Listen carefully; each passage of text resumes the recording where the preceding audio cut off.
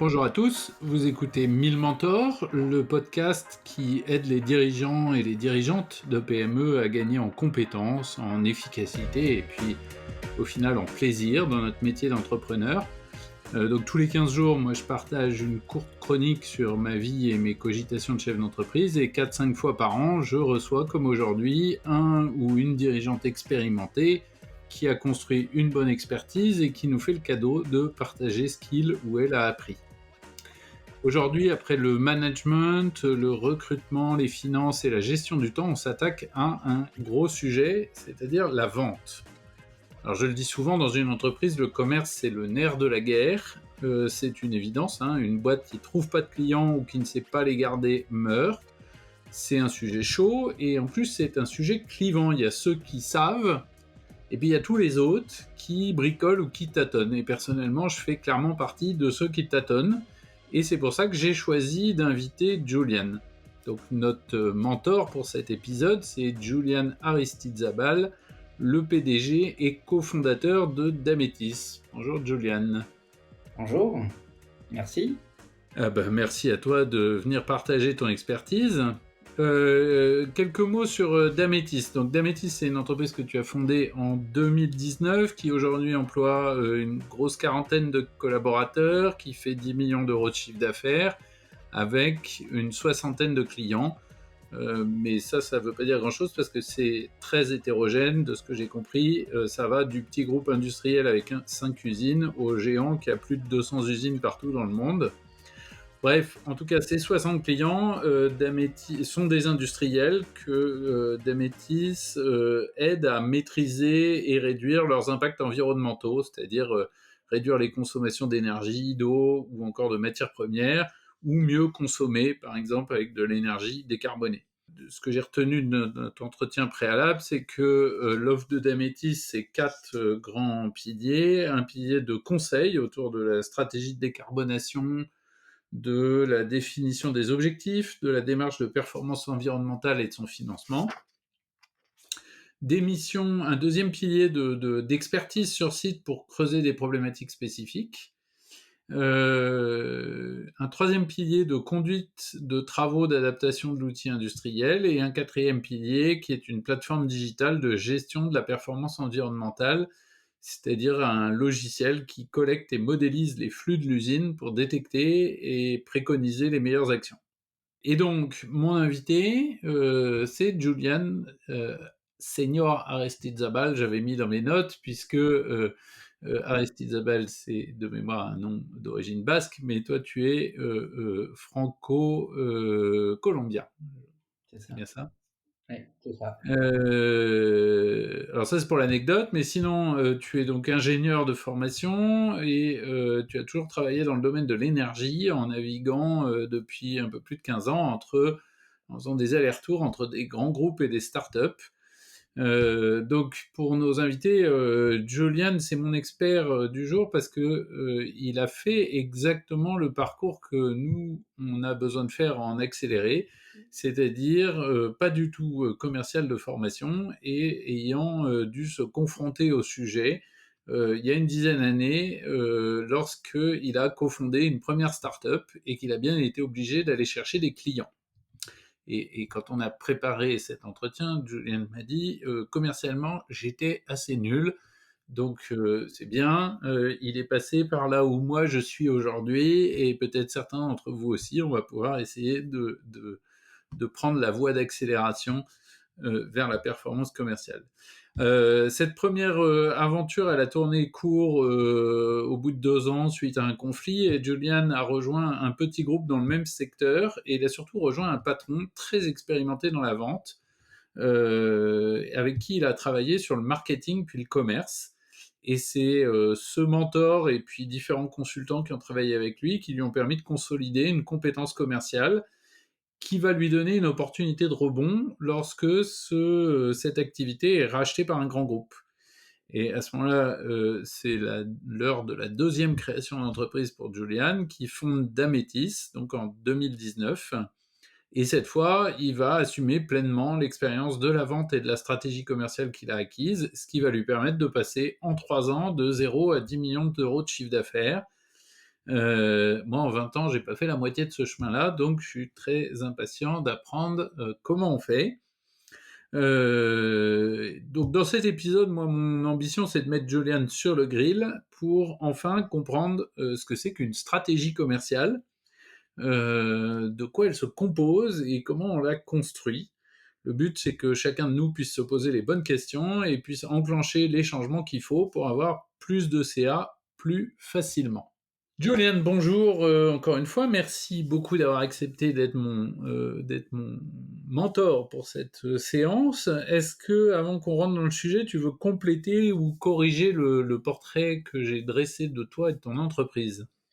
Alors rebonjour, alors en soi non, puisque je pense que tu as fait un joli portrait, peut-être, amener une précision, sur la partie travaux. D'Amétis ne fait pas juste de la conduite de travaux, hein, on fait de la maîtrise d'œuvre aujourd'hui aussi, sur des chantiers, sur toute utilité énergie, eau ou même des chantiers un peu plus complexes, des grandes stations d'épuration, des unités de méthanisation en secteur industriel. Et sinon, pour le parcours, alors le mentor que j'ai rejoint suite à ma première expérience entrepreneuriale était un mentor qui, au-delà de la compétence commerciale, puisque c'était pas son 1er point, c'était vraiment lui la connaissance de l'industriel et du client. La compréhension du besoin en face, et c'est ça qui, moi, avec ma curiosité et mes lectures, m'ont permis vraiment de comprendre, entre guillemets, la mise en application d'une stratégie commerciale. Et ensemble, on a très, très bien travaillé, puisque 3 ans après, cette petite entreprise a été rachetée par un des plus gros groupes énergéticiens en France, et surtout le chiffre d'affaires a été multiplié par 20 ou 25 en l'espace de 3 ou 4 ans, quoi. Wow. Très, très, très belle expérience, et c'est vraiment ce regard sur l'industriel et sur les besoins, sur son besoin quotidien, qui a fait qu'on a construit cette stratégie commerciale. Ok.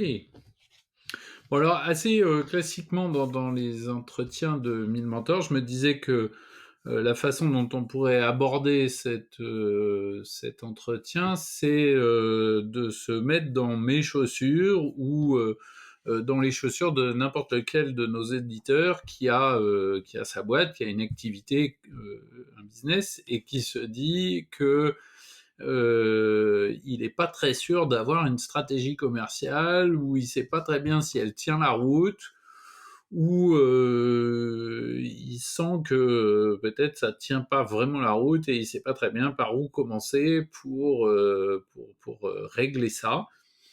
Donc je propose que je fasse comme ça un peu le cobaye témoin naïf pour te questionner sur comment tu ferais si tu étais à ma place, et peut-être d'ailleurs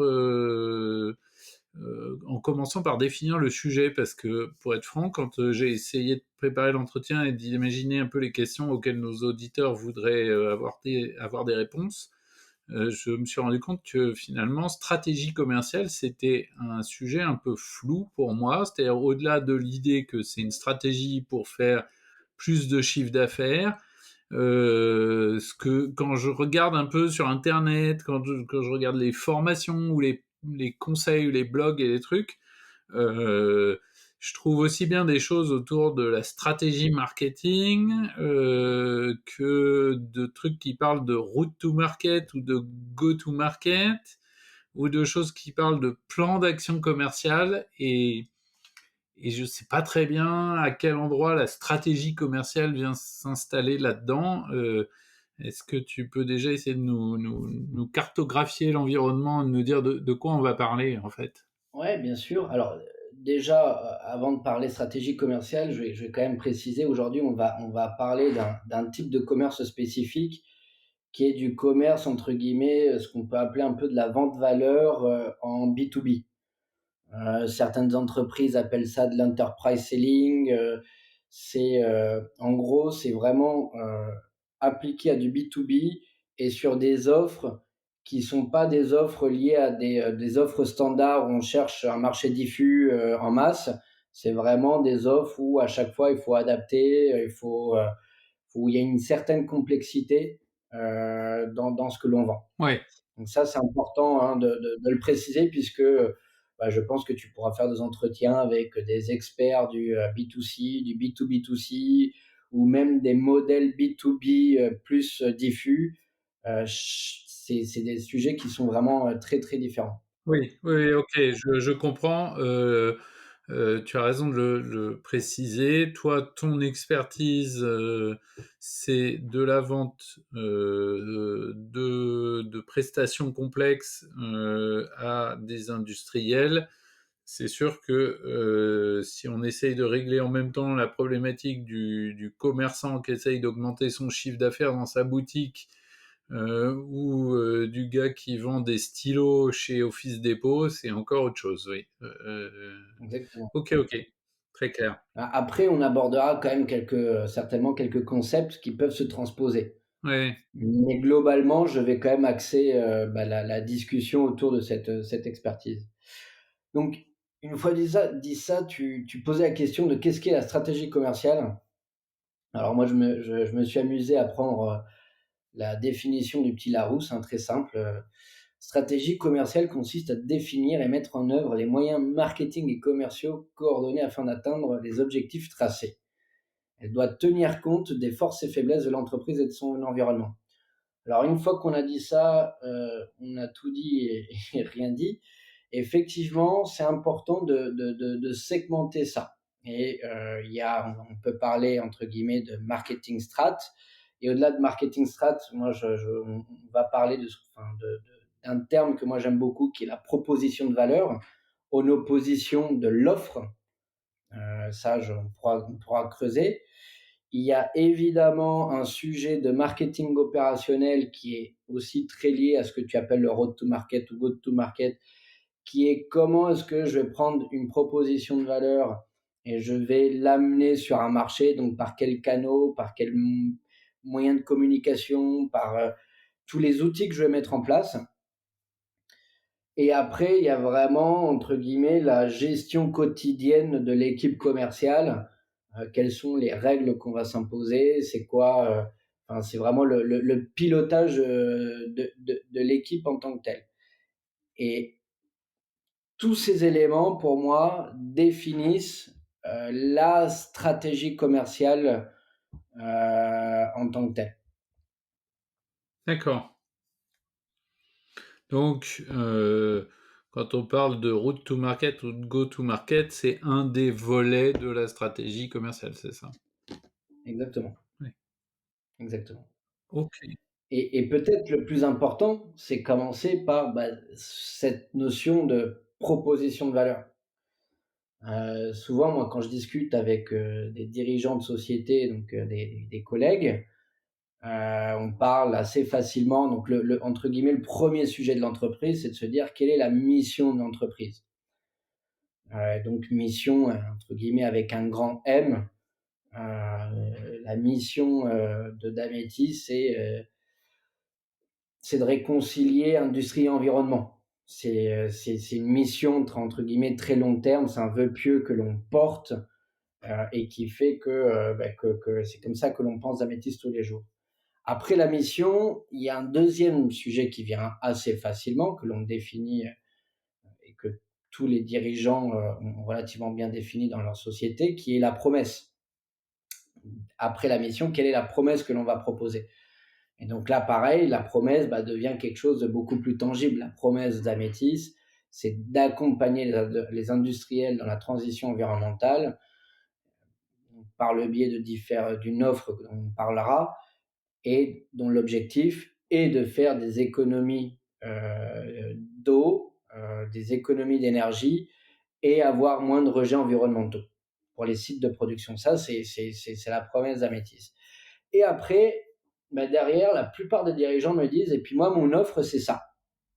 Et donc, ils ont, entre guillemets, un peu une offre catalogue de leur société. Et c'est là où moi, je vois le premier écueil, c'est qu'ils ne parlent pas de proposition de valeur. Ils parlent pas. Proposition de valeur, c'est quoi? C'est, entre guillemets, une offre ou un package d'offres de la société dédié pour une cible avec un discours spécifique et forcément tout ce qui va derrière, on pourra parler de go-to-market de cette proposition de valeur, on pourra parler de tout le reste. Et donc là, si pareil, si je reprends encore l'exemple entre guillemets d'Amétis, qui est le plus simple, puisqu'en plus j'ai commencé avec celui-là et c'est celui que je connais le mieux. En ce moment, il y a eu une crise énergétique. Crise énergétique veut dire que les industriels veulent mettre en place un système d'information permettant de maîtriser l'exposition des sociétés à la crise énergétique. Et donc, on a découvert que nous, on avait une proposition de valeur qui était de se dire, on va voir les directeurs des systèmes d'information chez nos clients avec un discours qui est la verticalisation du management de l'énergie pour maîtriser les risques liés à la maîtrise des coûts de l'énergie. Mmh. Et ça, bah, tu vois bien que c'est, bah, on va packager, entre guillemets, une offre globale avec du service, du logiciel, ça c'est notre offre, mais c'est englobé dans un discours pour le DSI et derrière, on pourrait même amener un peu de complexité, dire que c'est pour tel type d'industriel, agro sur tel, territoire, par exemple. Et donc là, on a ce que l'on appelle une proposition de valeur. Et moi, un des conseils vraiment, que je donne, c'est, démarrer par la définition des propositions de valeur. Heu Parce que, c'est-à-dire, en fait, tu disais qu'il y a un écueil, c'est que beaucoup de chefs d'entreprise, ils disent: «Ben, moi, mon offre, c'est ça». Hem, donc toi, tu dis: «OK, c'est pas juste l'offre, c'est quelle offre pour quelle cible, avec quel discours». Mais, c'est quoi le problème si, j'ai une boîte qui a une offre, je sais pas, qui dit: «Ben, moi, je refais, je fais des sites web» ou je sais pas quoi. Bah, parce que j'imagine que ton processus commercial, si tu fais des sites web par exemple, va être différent si tu adresses, le jeune CEO qui vient de créer son entreprise, que si tu adresses la directrice communication ou le directeur communication, qui a un site un peu plus costaud avec des prérequis un peu plus larges. Que si tu adresses, enfin, entre guillemets, chacune de ces propositions de valeur est une proposition de valeur à part entière qui aura, entre guillemets, des besoins euh, définis et c'est la même offre, c'est je fais des sites web. Mmh. Mais le processus de vente est différent, les go-to-market sont différents, les cibles sont différentes, la complexité de la vente est différente, les personnes que je vais devoir mettre en place dans mon processus de vente bah, sont différents aussi parce que le processus est différent. Donc la stratégie commerciale sera pas la même. Exactement. Oui, je comprends mieux. Donc l'échec de partir de l'offre, si je le reformule, c'est que l'offre, c'est ce que nous on fait, donc on part de nous, alors que la stratégie commerciale, il faut partir du client. Et donc de lui, c'est quoi son problème et qu'est-ce qu'on va lui proposer en face, c'est ça? Voilà, exactement. OK. Et ça, au final, c'est assez facile, entre guillemets, de le faire alors dans une société existante.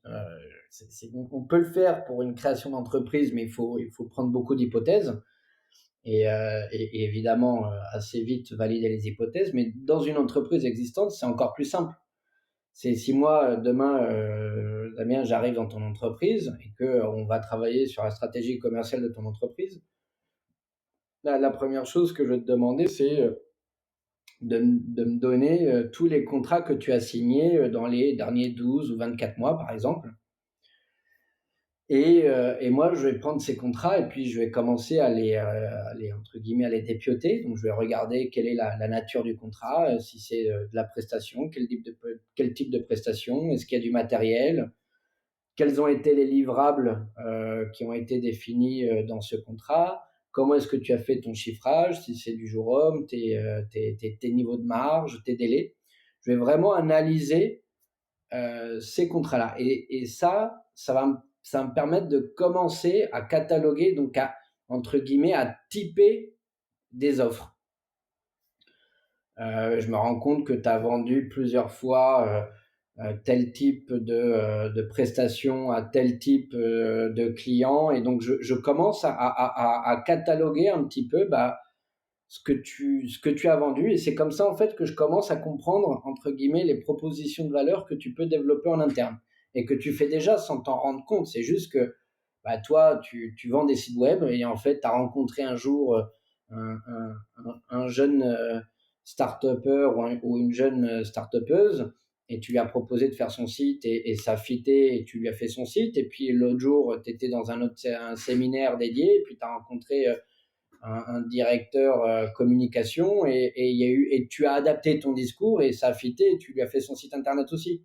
Donc on va prendre les contrats pour les dépioter et vraiment commencer entre guillemets à cataloguer entre guillemets bah, les types de propositions que tu as fait. Et du coup, alors j'ai plusieurs questions qui s'ouvrent en même temps, donc je vais essayer de les écluser au fur et à mesure.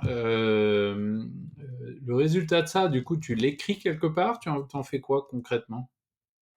Bah, alors ton document de travail, c'est ton document de travail. Clairement, à la fin, il faut que tu aies un document effectivement qui te dise on a la proposition de valeur numéro un qui est de vendre ou, telle offre et telle offre et telle offre, donc un package pour tel type de client et voici quel a été le sponsor du projet, quel a été le signataire, quel a été le discours que l'on a mis en place et quelles ont été les actions marketing. Ça, clairement, tu dois le matérialiser dans un document, oui. Ouais.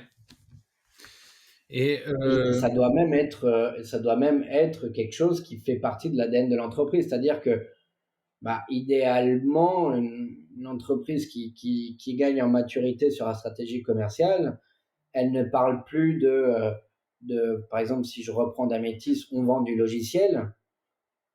Oui, on vend, ça fait partie de nos offres. Tu l'as dit tout à l'heure, on a 4 piliers. On vend du service, on fait des travaux, on vend du logiciel et on fait du conseil strat, on va dire, sur des trajectoires de décarbonation.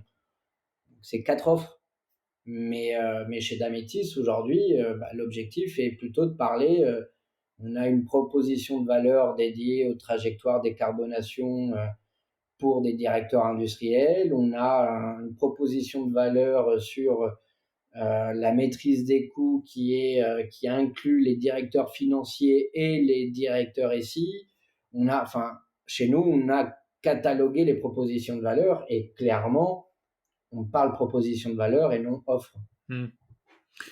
Du coup, la deuxième question, c'est, j'étais en train de me dire, mais est-ce que en faisant pas ça, en faisant ça, on risque pas de se retrouver avec, je sais pas, 50 propositions de valeur et du coup un truc où on sait plus ce qu'on doit vendre à qui. Enfin, si, on sait ce qu'on doit vendre à qui, mais on en a tellement que.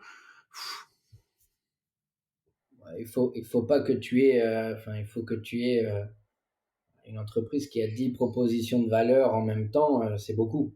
Ouais, Et une proposition de valeur, elle peut avoir une durée limitée dans le temps. Tu peux avoir un effet réglementaire qui fait que tu as une opportunité instantanée et tu construis une proposition de valeur autour de cette aubaine réglementaire qui va te permettre de. Mais ça, tu le verras très bien. C'est-à-dire que si statistiquement, ta proposition de valeur t'amène, entre guillemets, 5% de ton chiffre d'affaires global, bah, peut-être que c'est pas une vraie proposition de valeur à part entière, ou alors peut-être que si le travail que tu fournis autour de cette proposition de valeur est importante, peut-être que c'est un outil de décision de te dire il faut que tu arrêtes de faire ça. ouais, d'accord. Donc la première étape, c'est donc déjà de faire un petit inventaire de finalement premier étage de la fusée. Qu'est-ce que on vend concrètement aujourd'hui à nos clients et donc finalement c'est quoi les regroupements pertinents qu'on peut faire entre telle cible, tel type de client, on leur vend tel type de prestation autour de tel euh, problématiques ou discours point d'accroche, et ça va être un des éléments de notre offre en fait. C'est-à-dire qu'au lieu de dire que notre offre c'est les prestations qu'on fait, notre offre c'est les propositions de valeur qu'on a à faire à nos clients, c'est ça. Et on se dit ben il faut qu'on rationalise pour en avoir une demi-douzaine ou moins sur lequel on va effectivement construire notre stratégie commerciale, c'est ça? Exactement. Ok. Est-ce que ça c'est la stratégie marketing?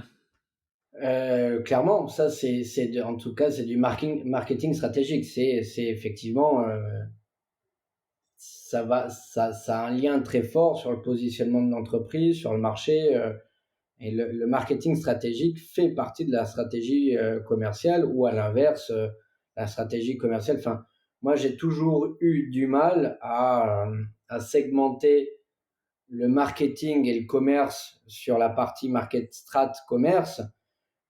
Pour moi, il y a une segmentation plutôt marketing opérationnel, et là, on va parler de go-to-market et de ces choses-là, effectivement, et du processus de vente, commerce en tant que tel, hein, puisque il faut pas oublier que l'objectif d'un commercial n'est pas d'identifier, hein, les prospects au démarrage. Hein. L'objectif, alors tout ça, il y a évidemment des exceptions, mais dans une société entre guillemets lambda, la plupart du temps, l'objectif d'un commercial, c'est de dire j'ai ce qu'on appelle une piste commerciale, ou un lead entre guillemets, et moi je vais décider de mettre des ressources, donc d'être accompagné par de l'avant-vente, par des équipes, et je m'engage à transformer cette piste en chiffre d'affaires. Hmm. Donc je la transforme en opportunité et je m'engage à faire du chiffre d'affaires. Et entre guillemets, un commercial, lui, c'est son rôle, c'est de prendre une piste et de la transformer en chiffre d'affaires. En creux, ce que tu dis, c'est que le marketing opérationnel, c'est de générer des pistes. Exactement. Hmm. Ce n'est pas vrai sur certains segments, et là, pour le coup, je pense à toi parce que je sais que tu as une activité qui est liée à ça. On a certains marchés où on est en vente d'expertise, et la vente d'expertise, c'est très, très, très, très dur de faire rentrer ça dans le modèle je génère des pistes via un marketing opérationnel qui est un peu plus diffus. Et donc là, on atteint un peu les limites de ce modèle-là. En vente d'expertise, c'est-à-dire que toi, Damien, tu es un très grand expert de ton sujet, et donc tu vas aller voir ton client, et le client comprend que tu es un grand expert, et surtout, c'est toi qui lui fais comprendre à ton client qu'il a un gros problème et que tu vas l'aider. Ça, c'est difficilement processisable dans du marketing opérationnel. Hmm. Oui, alors moi je suis pas. C'est marrant parce que moi vu de l'intérieur, ça me paraît pas si distinct. Peut-être que concrètement, effectivement, nous on fait pas, peut-être pas d'opération de marketing opérationnel comme on peut le faire dans certaines autres entreprises, parce qu'on est sur des métiers de conseil où il faut déjà créer la relation avant que les gens nous parlent de leurs problèmes. Mais j'avais lu il y a quelques années, oui, je dirais il y a 2 3 ans, un truc qui avait été de dire le job du marketing, c'est d'augmenter la surface de contact de notre expertise avec le marché, c'est-à-dire d'augmenter le nombre de gens qui prennent conscience qu'ils ont un problème et que nous on existe et qu'on pourrait les aider. Et donc dit comme ça, et après ça génère. Alors du coup, effectivement, dans mon business, c'est plutôt faire des conférences et faire de l'éducation du marché sur des problématiques dont les gens n'ont pas forcément conscience. Mais aujourd'hui, toi, ton business est plutôt porté par la crise énergétique. J'imagine qu'il y a quelques années, ça aurait pu être pareil, d'avoir besoin d'aller expliquer aux industriels pourquoi la décarbonation de l'énergie, c'était un vrai sujet. Hein, Et, et là, alors ça va me permettre de revenir sur la discussion, c'est-à-dire que quand tu fais ta cartographie de tes différentes propositions de valeur Donc, typologie de client, quel package d'offres, quel est le signataire, quel est le sponsor du projet. Clairement, tu dois aussi mapper quelle a été la source de ce chiffre d'affaires, entre guillemets, de ce contrat. Est-ce que tu as fait une action de prise de rendez-vous par téléphone, vraiment entre guillemets le cold calling agressif? Est-ce que tu as fait une conférence et que suite à la conférence, on est venu te voir? Est-ce que c'est un client qui t'a parrainé auprès d'un autre client? Et tout ça, justement, c'est très très important pour penser cette phase amont du marketing opérationnel qui fait partie de ta stratégie commerciale. Ok, donc si je, effectivement, tu as raison de me ramener à notre sujet. Donc si je récapitule, ce qu'on disait, c'est que la stratégie commerciale, il y a d'abord un premier volet de marketing stratégique qui est de dire finalement, c'est qui nos clients et nos propositions de valeur phare, celles sur lesquelles on va se concentrer. Et ensuite de ça, on va faire effectivement une stratégie de marketing opérationnel pour générer des contacts commerciaux avec des prospects. C'est ça? Alors, d'abord, tu vas mapper, c'est-à-dire que quand tu es en train de dépioter tes contrats existants ou quand tu fais tes hypothèses, tu vas mapper, entre guillemets, les origines de ces contrats. Et Oui, ça, justement, après, ça va te donner de la matière pour réfléchir à quel est le go-to-market de tes propositions de valeur. Et ça, tu vas devoir l'écrire. Et donc,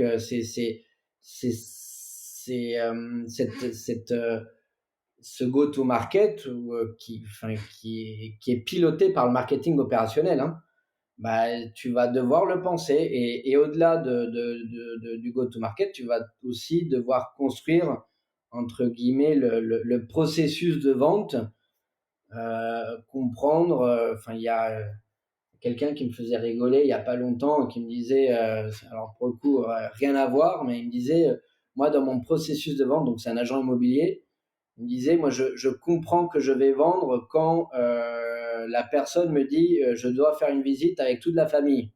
Donc, le conjoint, la conjointe, et les enfants. Et là, lui, il se disait, OK, là, je suis sur, entre guillemets, 80% de chances de signer. ouais, Donc, une fois que tu as, entre guillemets, tu as mappé toutes tes propositions de valeur, tu comprends d'où c'est venu, ça, tiens, ça vient d'une conférence, puis j'ai adressé telle typologie de personnes, là, tu vas pouvoir commencer à prendre tes propositions de valeur et à écrire tes scénarios, de dire, OK, ma stratégie de conquête sur ce truc-là, ça va être de faire des conférences. Après mes conférences, je vais faire du mailing. Et puis, une fois que j'ai eu un contact, une piste commerciale, je vais la transformer en opportunité, mais pour ça, je vais devoir qualifier tel point. Et donc, j'ai un processus de vente. Et il faut se dire que le processus de vente, c'est chaque étape de la vente. Donc, tu dois comprendre quel va être le processus de ton client pour prendre la décision et adapter ton processus de vente à ce processus-là. Et d'ailleurs, autre anecdote, moi souvent je vois la maturité d'une entreprise quand je vois leur CRM et que je vois que le funnel, donc tu sais, le Kanban que l'on voit avec les étapes de vente, sont les mêmes pour tout. Et ça, enfin, c'est pas possible. C'est en fait ton Kanban, il doit montrer le processus réel de vente qu'a un client sur une proposition de valeur en tant que telle. ouais. Du coup, je comprends des choses dans ce que tu dis, mais je vais essayer de le reformuler pour que ce soit peut-être plus explicite. Surtout que Kanban, je suis pas sûr que ça parle à tout le monde, et Funnel non plus. Donc, si je reformule, ça veut dire que entre le moment où il entend parler de nous, ou nous on entend parler de lui la première fois, et le moment où il devient un client, notre prospect va passer par un certain nombre d'étapes il va passer par des étapes psychologiques de son côté, et puis une partie de ces étapes vont se traduire dans des interactions avec nous, comme effectivement la visite avec toute la famille, ou en l'occurrence, effectivement, à un moment, le fait de faire un entretien pour qualifier son besoin, d'avoir une proposition de principe, ensuite de négocier les prix, de faire une soutenance avec son chef, de négocier avec les achats, et puis je ne sais pas quoi dans le même genre. Et donc, ce que tu dis, c'est que, alors, ce que je comprends en creux, c'est que le go-to-market, c'est une réflexion des actions qu'on va mener pour trouver et emmener les gens dans ce cheminement-là, et que on a une route to market ou un go to market pour chaque proposition de valeur, et que donc ça doit se traduire dans nos process, dans notre management et donc dans nos outils comme le CRM, par effectivement des enchaînements spécifiques pour cette proposition de valeur. Donc, si on reprend l'exemple tout à l'heure de quelqu'un qui ferait des sites web et qui aurait d'un côté des petites boîtes qui se montent et de l'autre côté des responsables communication de boîtes plus installées, ça veut dire que j'ai des actions pour rencontrer les directeurs communication, et ça, je les ai trouvés entre autres dans ce qui a déjà marché. Et puis je peux imaginer d'autres trucs. Et après, je vais donc piloter les actions pour rencontrer des directeurs de la communication. Et ensuite, je sais que eux, ils ont besoin de passer par un certain nombre d'étapes. Donc moi, je vais avoir un process pour les faire passer par ces différentes étapes. Et que peut-être pour une petite boîte, le process est pas du tout le même. Et que la première chose dont ils ont besoin, c'est que on s'assoit autour d'une table pour que je les aide à clarifier ce qu'ils veulent raconter sur leur site, euh, et que déjà je peux leur facturer ça, même si on fait pas le site web. Et puis ensuite, enfin j'en sais rien, j'invente parce que je suis pas dans ce business. Donc Tout à fait. Et même pour concrétiser un peu plus, enfin, la notion de go-to-market, là, ton go-to-market, ce serait par exemple de te dire, bah tiens, je vais essayer d'aller voir des partenaires entreprises comptables parce que eux, souvent, ils sont au courant de la création de petites startups et je vais, par le biais de partenaires entreprises comptables, proposer mes services de création d'un premier site web ultra canon, sexy, très startup, à une cible dédiée. Et ça, pour le coup, là, tu as un go-to-market. Ou un autre go-to-market qui peut marcher pour cette même proposition de valeur, c'est de te dire, je vais faire des conférences dans une école de commerce ou des écoles d'ingénieurs en cinquième année, et je sais que dans le lot, j'aurai forcément des gens qui vont avoir envie d'entreprendre, et donc j'aurai forcément des pistes plus tard. La notion de go-to-market, c'est vraiment ça. Et puis, tu as des go-to-market plus classiques qui sont, je mets en place des actions de mailing, je mets en place des actions de cold calling, je fais du sourcing sur LinkedIn de profil, je vais faire un plan de fin. Tout ça, c'est ouais. des go-to-market qui sont différents, quoi. En t'écoutant, je me rends compte que, en fait, je crois que c'est ça que moi je mettais confusément et implicitement derrière stratégie commerciale. C'est-à-dire, tu vois, qu'est-ce qu'on fait pour trouver les clients, quoi. Et ce que je comprends, c'est que effectivement, j'ai intérêt d'avoir fait un choix stratégique sur mes propositions de valeur, parce que je vais pas pouvoir faire ce boulot-là pour 40 trucs différents, quoi. Exactement. Donc, donc l'idée, c'est plus de choisir les propositions de valeur, et donc les propositions de valeur les plus importantes. Alors, je fais ma question, j'y réponds en même temps. J'allais dire, du coup, ça va être quelque chose entre ceux où je suis le plus compétitif, ceux qui correspondent le plus à ce que j'ai envie de vendre, ceux où je marge le plus, ceux qui sont les plus intéressants pour moi, peut-être ceux où il y a le plus gros marché, ou au contraire, c'est un petit marché, mais je suis tout seul, enfin, j'en sais rien. Donc, je fais mon choix, je me dis, donc ça, c'est la partie, le volet marketing stratégique. Je choisis sur quel marché et avec quelle proposition de valeur je veux être.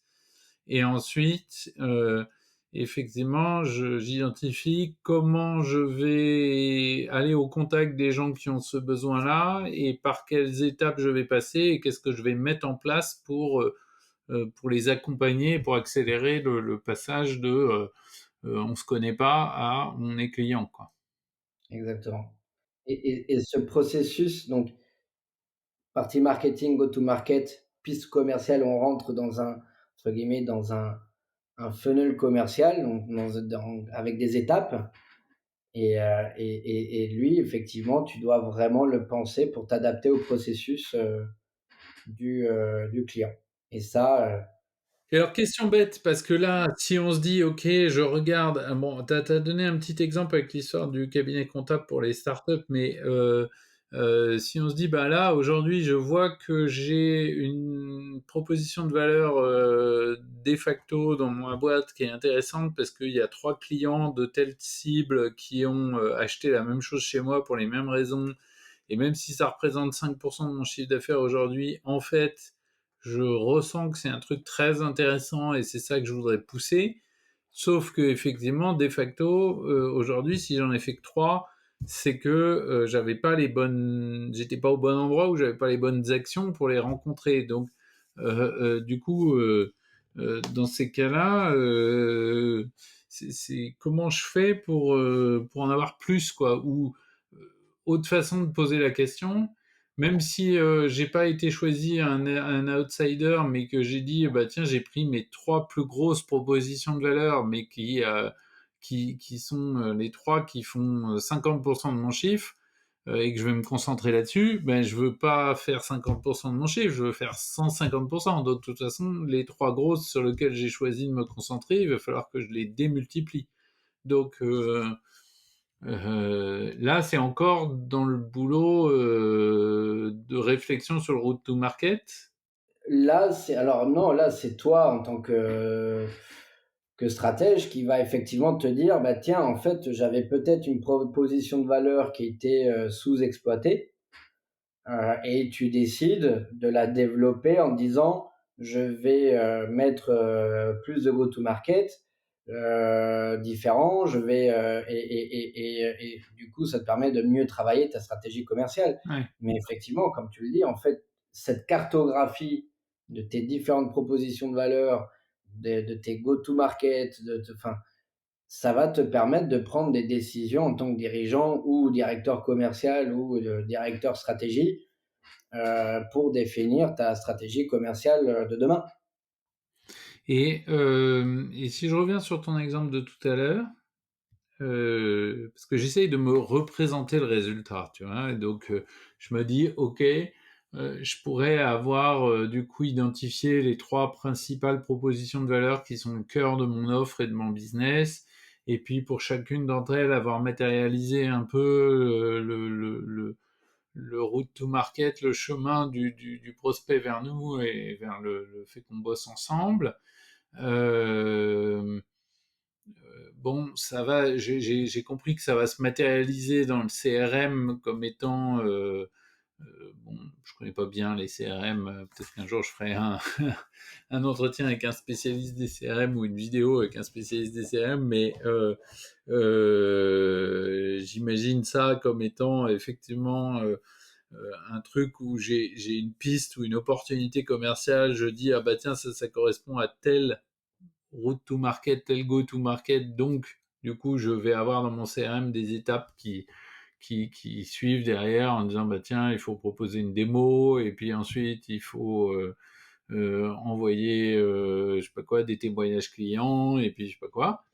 Euh, Qu'est-ce qui se passe si vous, comment tu gères ça? Si je reprends ton exemple tout à l'heure de, je fais des sites web, je me suis aperçu que j'avais une cible qui était les petites startups et j'ai plusieurs idées qui sont un partenariat avec les experts comptables, le fait d'intervenir dans les écoles de commerce. Par ailleurs, je fais une intervention tous les jeudis dans un incubateur ou je sais pas quoi.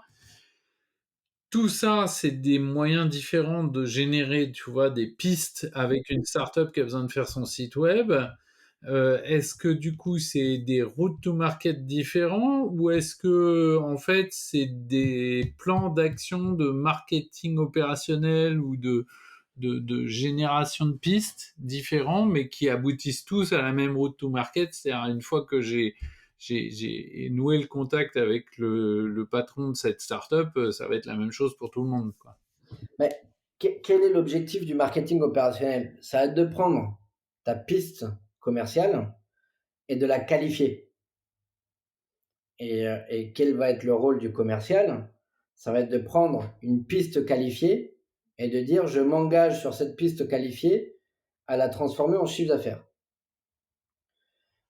Donc, dans ton processus effectivement de marketing opérationnel, tu peux avoir, tu peux en fait, c'est là où tu dois définir quel est le processus de qualification et le processus de vente derrière. Moi, par exemple, comme ça, naïvement, je te dirais, bah, ma première étape, ça serait de faire ce que j'appelle une, heu, une PRT, une prise de rendez-vous par téléphone ou entre guillemets un cold calling assez, assertif. Donc là, on est sur un mode de vente, qui est une vente très assertive, qui est d'appeler en fait, j'ai mon cabinet comptable qui m'a donné, bah, des contacts, de jeunes start-upers ou de jeunes start-upeuses et donc j'ai un fichier contact et derrière, en fait, soit j'envoie un mailing, mais moi je trouve que les taux Ouais. de mailing sont pas très bons. Je préfère mettre une personne qui est assez offensive, assez assertive, qui va appeler et expliquer à ces personnes-là que nous, on est une boîte extrêmement innovante, très créative, ultra design, et qu'on fait des sites web vraiment spécialisés pour des jeunes entreprises avec des éléments de discours qui permettent de, entre guillemets, alors là, il y a 50 000 personnes qui sauront mieux dire que moi, mais qu'est-ce qui fait qu'un jeune start-upper va être amené à travailler avec eux? Bah, c'est peut-être d'avoir quelqu'un qui fait des sites web simples, mais très conceptuels au début, puisque bah, l'offre n'est pas très claire. Donc voilà, on sait que l'important, c'est le concept au début et d'avoir un site qui peut évoluer facilement dans le temps. Et donc, tu Ouais, construis un ouais. discours de clarté autour de ça, tu définis deux, trois éléments de qualification, et puis après, ton processus de vente, bah, à toi de le définir. C'est bah, évidemment de rencontrer, c'est d'avoir, faut toujours pouvoir juger de l'envie du client pour pouvoir passer tes étapes dans ton processus de vente. Donc il faut que lui s'engage au fur et à mesure, hein. En commerce, on dit toujours on ne donne pas si on n'a pas eu un échange dans les étapes, hein. Donc, donc OK. c'est là où c'est difficile de généraliser quelque chose, mais c'est là, entre guillemets, où la stratégie commerciale a tout son sens. Et là, on peut parler effectivement des typologies de vente et on peut avoir quelques exemples pour se représenter le sujet, mais c'est là où bah, est-ce qu'il faut que j'ai un profil plutôt assertif pour faire de la prise de rendez-vous? Est-ce qu'il faut plutôt que j'ai un commercial plutôt en vente relationnelle parce que ça, c'est souvent ce qu'on appelle les ventes asymétriques. Tu sais, c'est l'entreprise Facom, les outillages, était une des entreprises leaders sur ces modèles-là. Ils avaient des commerciaux qui allaient voir des industriels qui n'avaient pas pour objectif de vendre. Leur seul objectif, c'était de présenter le catalogue, mais surtout d'être le meilleur ami du responsable maintenance. Et en fait, derrière, on se rendait compte, le reporting montrait qu'on avait, entre guillemets, un pic de commandes d'outils derrière les visites de ces commerces, de cette vente, Ouais. enfin, des visites des commerciaux. Donc ça, c'est ce qu'on appelle de la vente asymétrique ou de la vente relationnelle. On a parlé tout à l'heure de vente d'expertise, qui est une vente assez complexe. Donc c'est là où, dans ton processus, des fois, il faut comprendre que une étape du processus nécessite une démarche particulière Mmh. et donc des ressources particulières. Et puis l'étape d'après, c'est une démarche complètement différente. Je vais pas avoir la même personne pour valider, entre guillemets, la solution technique de mon projet que celle qui va aller négocier avec les acheteurs. Oui, j'allais donner cet exemple-là que je vis, dans ma boîte effectivement, parce que moi, je suis, je pense, pas trop mauvais dans la discussion avec les opérationnels pour co-construire la solution, mais alors je suis très très mauvais dans la discussion avec les achats. Il vaut mieux que ce soit pas moi du tout. Ah, Euh, tu viens de partager un des plus grands écueils des gens comme nous qui sommes à la base, parce que, enfin, on parle, moi, tu dis expert de la vente, moi, entre guillemets, j'ai mûri sur le sujet stratégie commerciale, mais à l'origine, je reste un expert d'un sujet métier. Et les gens comme toi et moi qui avons une expertise sur un métier, on est des gens qui sommes plutôt à même à faire ce que j'appelle de la vente d'expertise. Et un des problèmes des gens qui font de la vente d'expertise, c'est que des fois, on a tendance à plus défendre les intérêts du client que les nôtres. Et à donner, justement, dans ce processus de vente, à donner beaucoup d'informations sans avoir entre guillemets, de contrepartie en engagement. Et donc, à la fin, des fois, on se retrouve avec un client qu'on a fait gagner en maturité sur le sujet et qui va nous mettre sur un appel d'offres où il va nous mettre en concurrence parce que tu l'as expliqué son problème. ouais, ouais. Ah oui, je l'ai vécu. Je l'ai vécu. Ok, donc du coup, ça veut dire que si je reprends où est-ce qu'on en était, on a vu un peu finalement le volet marketing stratégique de la stratégie commerciale. Ensuite, on a vu un volet. Est-ce que je peux parler d'un volet tactique pour la partie go-to-market en fait? C'est un peu. J'ai identifié qu'est-ce que je voulais vendre à qui dans le marketing stratégique et maintenant. J'identifie finalement par quel chemin je vais vendre ça à ces gens-là. Le go-to-market c'est lié à ton plan marketing. Go-to-market, c'est vraiment quelles vont être les actions que je vais faire cette année pour générer des pistes commerciales sur les propositions de valeur que j'ai. D'accord. Derrière, ça, c'est vraiment entre guillemets le go-to-market. Donc, c'est ce que je te dis. Bah, je vais mettre en place une stratégie indirecte avec des partenaires. Mmh. Je vais faire des conférences. Je vais faire, entre guillemets, je vais acheter des bases de données et je vais faire du cold calling dessus. Ça, c'est ton go-to-market. Ok. Et t'en as différents. Après, ça, il faut le mettre en face de la qualification de ta piste, c'est-à-dire qu'à un moment donné, et ça, c'est encore le travail du marketing opérationnel, c'est de se dire, bon, je dois quand même, entre guillemets, m'assurer que ma piste commerciale en est une, parce que sinon, c'est là où on voit souvent des conflits entre le marketing et le commerce. Le commerce qui dit attendez, vos pistes commerciales c'est nul. J'ai un alternant qui gère le truc, ou j'ai machin truc, ou j'ai ceci. Donc il y a quand même des besoins de qualification et ça c'est à toi de le définir dans ta stratégie commerciale globale. Qu'est-ce qui fait que une piste commerciale est suffisamment qualifiée et donc les commerciaux, eux, ils viennent. Souvent, je dis un commercial, j'aime bien le voir un peu comme le bon cuisinier, quoi. Il arrive, il a des pistes commerciales, c'est ses produits, il a des jolis produits, il se dit, ah bah tiens, je vais prendre lui pour te faire un super plat cuisiné à la fin. Mmh. Le plat cuisiné, c'est du chiffre d'affaires. Et lui, un commercial, un vrai commercial, c'est celui qui bah, te dit, OK, je prends cela, j'engage les ressources de la boîte, mais je fais un commitment, je m'engage à faire tant de chiffre d'affaires. Et avec une notion de temporalité, hein. Ouais. Alors du coup, si on continue sur qu'est-ce qui manque une fois que justement, j'ai l'impression qu'il nous manque l'articulation entre le marketing opérationnel ou le go-to-market. Donc on a identifié les actions qu'on va faire pour avoir des pistes qualifiées. Et ensuite, du coup, c'est quoi la fin ou la suite de la stratégie commerciale? Bah, piste qualifiée veut dire que ça passe dans le giron du commercial. Hmm. Et derrière, bah, tu as fait le même travail de quel est le processus de vente pour atteindre la signature.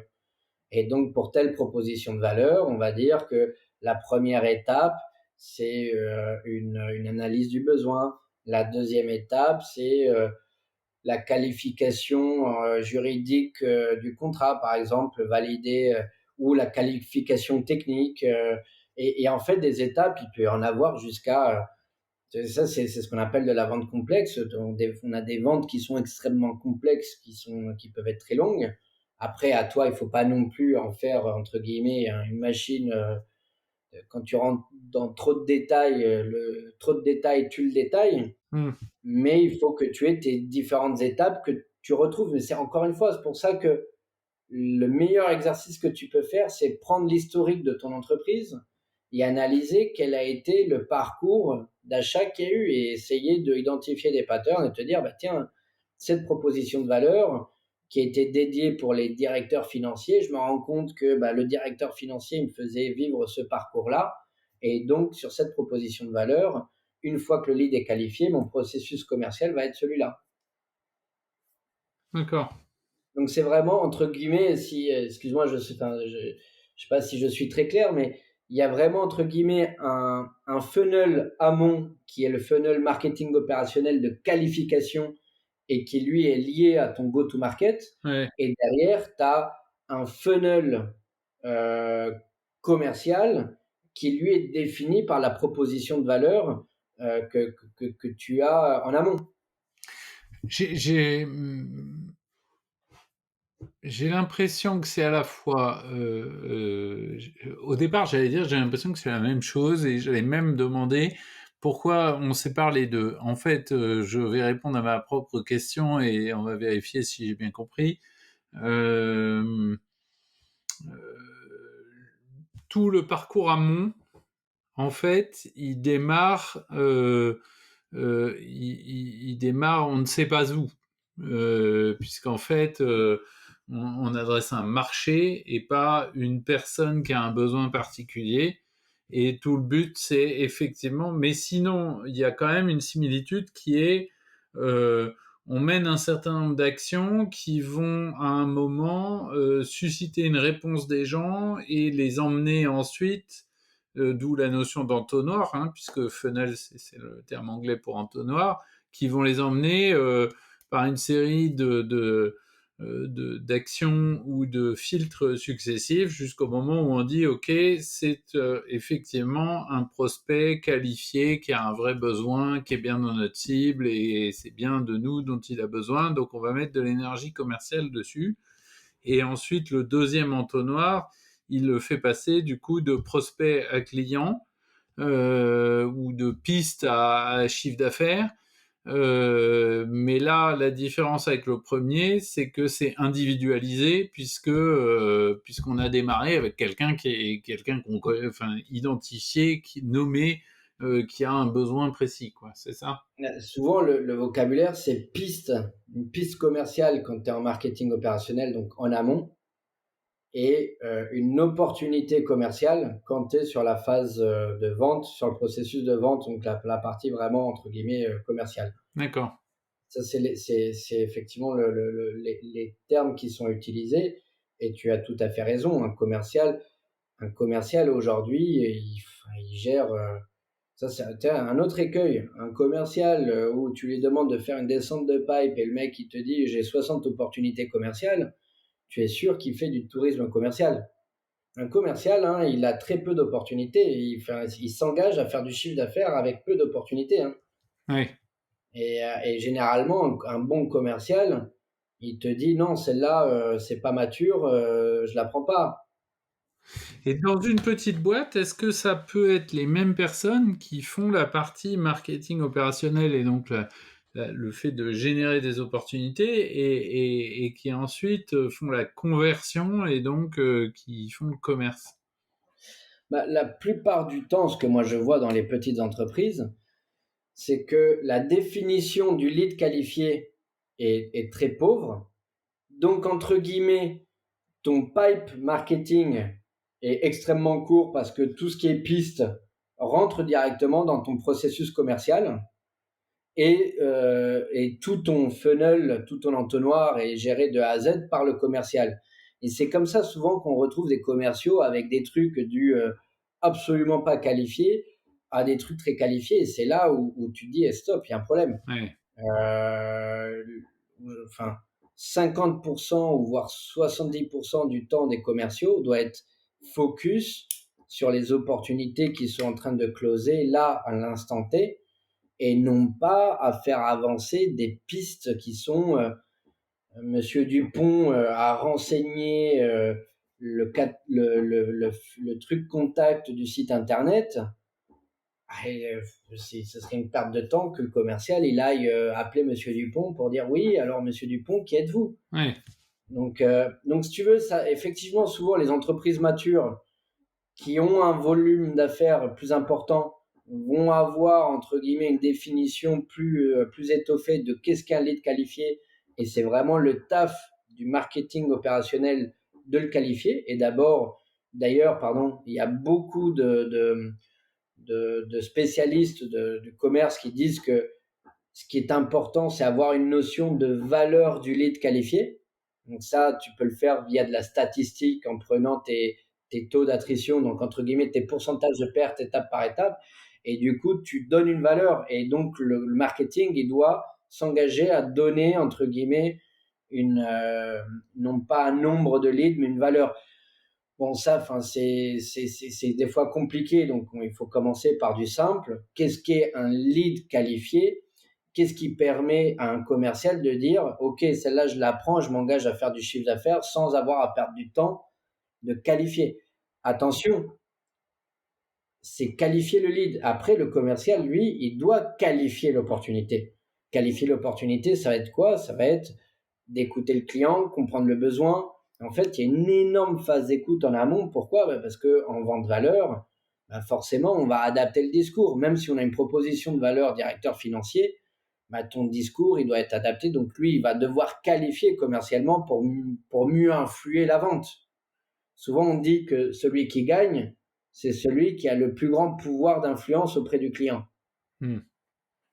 Donc, donc, il y a la qualification au niveau marketing et la qualification commerciale. C'est deux qualifications séparées. Et excuse-moi, des fois, je pars et dis-moi, arrête, n'hésite pas à m'arrêter quand tu sens que je pars dans trop de détails et que ça devient flou. Mais pour revenir, effectivement, ce que l'on voit d'habitude, c'est on a un go-to-market, c'est-à-dire qu'on fait des événements marketing, des mailings, des machins, des salons, des ceci, des campagnes de parrainage, n'importe. Et ça génère des pistes et très souvent, entre guillemets, ces pistes vont directement au commerce et donc le commercial gère de A à Z.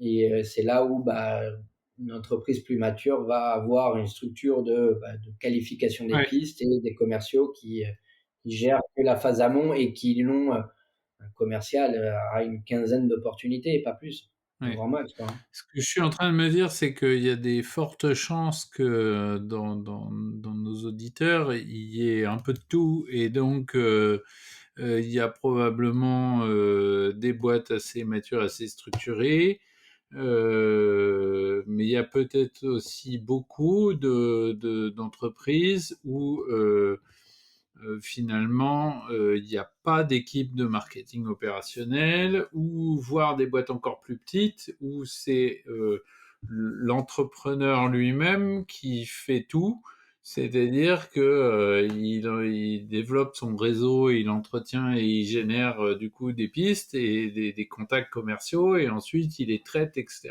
Ce que je retiens de cette discussion, c'est que même si je suis tout seul ou en prenant un cas extrême, un freelance qui du coup lui a carrément les trois casquettes, il fait du marketing, du commerce et de la production derrière, et voire même de l'administratif. Euh, on a sans doute intérêt quand même à bien dissocier dans sa tête et effectivement avoir son plan d'action de marketing opérationnel, et donc les actions que je mène. Quand j'avais monté ma boîte, un de mes oncles qui était entrepreneur m'avait dit, donc au départ nous on était trois, donc si tu veux, on était quasi comme des freelances ou des indépendants. On se trouvait du boulot pour nous-mêmes, et il m'avait dit attention, le danger quand on est tout petit, c'est que on va chercher du business quand on n'en a pas, et ça marche pas ça. Et il faut aller chercher du business tous les jours, même quand on en a plein, même quand on a plein de boulot. Et donc garder entre 10 minutes et une demi-heure tous les jours pour faire des actions pour entretenir le flux commercial. Et du coup, je rajouterais à cette idée que, donc là, on est plutôt sur des actions de go-to-market, donc des actions de génération d'opportunités, que derrière ça, il faut probablement avoir, même si c'est une petite checklist ultra rapide, un truc qui nous aide à dire non à des fausses opportunités parce qu'en fait, c'est pas notre cible, c'est pas notre besoin, c'est pas ce que nous on vend, etc. Et ensuite de ça, on a identifié que c'est une vraie opportunité commerciale. Et du coup, on change de casquette, même si c'est la même personne. On rentre dans une logique. Oui, alors du coup, ça me clarifie. C'est-à-dire que il y a une logique quantitative dans le marketing opérationnel. C'est-à-dire le but, c'est de générer plein de pistes. Et ensuite, il y a une logique sélective et qualitative dans la partie commerciale, si je tire le fil de ce qu'on dit. C'est-à-dire que mon but, c'est de mettre toute l'énergie pour gagner les bonnes opportunités et pas d'énergie sur les autres, quoi. Exactement. Et d'ailleurs, c'est pour ça que souvent, moi, c'est ce que je t'avais dit la dernière fois, hein, qu'on a préparé l'interview. Moi, un des premiers conseils que je donne et que je me suis appliqué à moi-même, c'est urgent de recruter un directeur commercial. Parce que quand on est dirigeant, bah, on a envie de tout faire et puis on voit du potentiel chiffre d'affaires, donc on a du mal à dire non. Et donc on a du mal à s'appliquer les règles de ce que j'appelle moi ces taux d'attrition. Hein, donc cet entonnoir, ça veut dire qu'on a des pourcentages de pertes mais qui sont normaux. Et donc on a envie de pousser des opportunités qui sont bancales depuis le début, on a envie de les pousser au bout. Et ça, c'est notre côté un peu expert qui a envie de travailler avec tout le monde et qui a du mal à dire non et qui a du mal à prendre de la hauteur pour définir cette stratégie commerciale. En tout cas, quand il est dedans. Moi, tu vois, le recrutement d'un directeur commercial m'a aussi permis, moi, de me sortir de ça et de regarder et de me dire, OK, j'ai une vision beaucoup plus claire de la stratégie commerciale parce que je ne suis plus 100% dedans. Et le deuxième sujet aussi, c'est que bah, il y a cette notion du entre guillemets du commitment. Euh, un, un bon directeur commercial s'engage sur le chiffre d'affaires et sur la temporalité du chiffre d'affaires. Hein. C'est entre Oui, et guillemets puis toi, quand tu le recrutes et que tu le payes, tu le tiens comptable de ses engagements, alors que quand c'est toi qui fais tout, tu te trouves des bonnes excuses pour pas avoir fait le chiffre. Oui, ouais, ouais, exactement. ouais. Ouais, tout à fait. Et ça, c'est vraiment, enfin, cette logique de bah, si je dois prédire entre guillemets mon cash flow, mon flux de trésorerie futur, il faut que je sache comment, entre guillemets, à court, moyen terme, est-ce que le directeur commercial est capable de s'engager sur des ventes. Et ça, quand on est dirigeant, c'est extrêmement dur de le faire. Donc, Mm. je pense que le dirigeant, il doit comprendre la stratégie commerciale et tout ce qu'on s'est dit. Clairement, au début, c'est à lui, enfin, c'est le meilleur vendeur, donc il doit faire. Et au début, bah, on a vu, il y a au final, c'est la même personne qui fait et les actions entre guillemets marketing pour générer du lead et la qualification du lead et le processus de vente, donc la qualification, il fait tout. Mais idéalement, il faut qu'il le fasse en connaissance de cause, en sachant qu'il va structurer au fur et à mesure. Et idéalement, très vite, il se sort de ça pour avoir un regard sur cette stratégie commerciale. Surtout qu'on n'a pas abordé certains aspects, c'est que en fait une stratégie commerciale, donc je te l'ai dit, hein, c'est une cartographie, on a les propositions de valeur, donc tout ça on arrive à l'écrire, on sait quels sont les events ou les go-to, enfin excuse-moi, quels sont les go-to market par rapport aux propositions de valeur, donc ça peut être des events, ça peut être du partenariat indirect, ça peut être plein de choses. Quel va être mon processus de qualification des cibles liées à cette proposition de valeur et quel va être mon processus de vente pour cette proposition de valeur. Ça, le dirigeant, il doit avoir cette visibilité-là.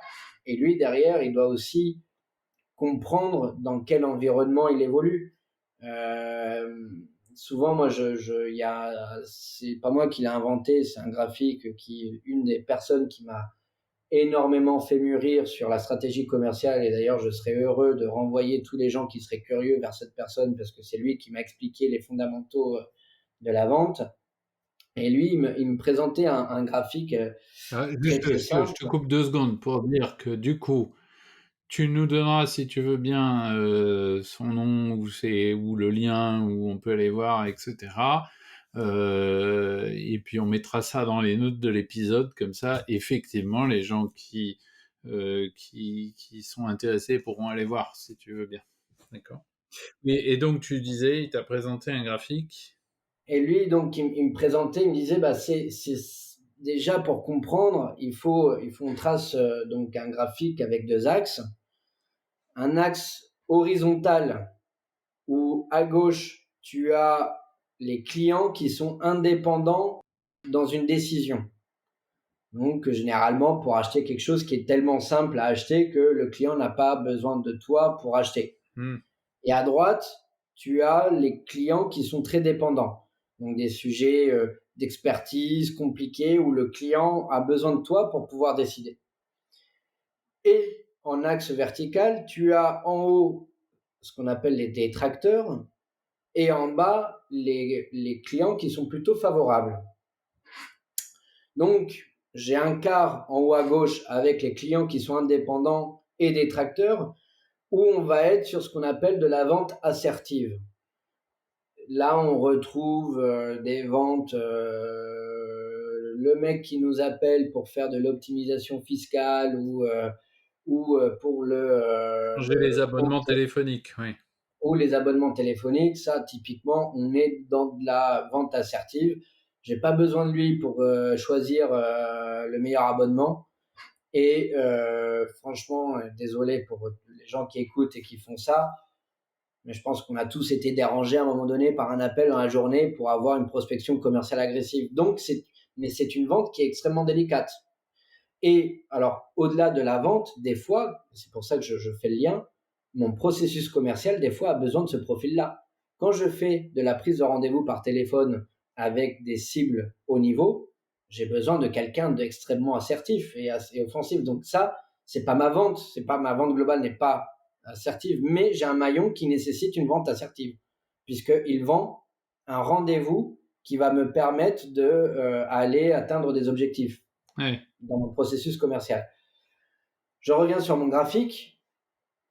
En bas à gauche, donc le client qui est indépendant mais favorable, on en a déjà parlé sur la vente relationnelle. Donc typiquement, mon responsable maintenance qui s'entend comme cul et chemise avec le commercial Facom, et le commercial Facom vient pour déjeuner, ils vont parler de tout sauf de boulot, mais bon, ils présentent quand même le catalogue en disant ouais, on a des nouveautés, c'est vraiment pas mal. Et puis en fait, on se rend compte que le responsable maintenance, il se dit ah puis en fait, c'est vrai que j'ai plus tel outil, j'ai plus ça, ah, putain, j'ai ça, et puis on voit des ventes.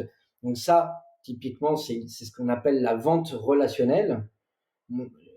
Ou alors, un autre exemple de vente relationnelle, c'est tous les clients qui ont besoin de fidélisation, de suivi. On a un contrat qui est dans le temps, j'ai besoin de fidéliser pour pas, ça arrive beaucoup dans la vente logicielle, pour pas que le client arrête son contrat, Hmm. pour pouvoir faire de l'upsell.